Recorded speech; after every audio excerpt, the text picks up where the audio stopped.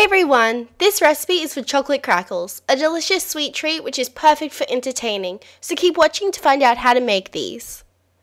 The ingredients that you're going to need are rice bubbles, or if you're overseas, a rice-based cereal, 1 cup of icing sugar, 1 cup of desiccated coconut, and make sure it's desiccated and not shredded, 3 tablespoons of cocoa powder, and also some kofa. I know kofa is just an Australian thing, but it's just the coconut vegetable shortening, so overseas just search for something like that.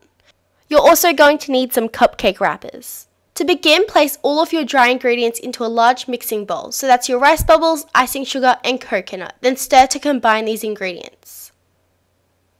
Now adding your cocoa powder and mixing that in also. Now melt your kofa or vegetable shortening product in a saucepan over low heat and use your wooden spoon to help move the product around and melt it until it is completely dissolved. It's time to combine the dry and liquid ingredients, so take your slightly cooled kofa and pour it into your mixing bowl of dry ingredients and mix the two together. Line a muffin tray with cupcake wrappers and spoon your mixture into them. Pop them in the fridge for about 20 to 30 minutes or until hardened.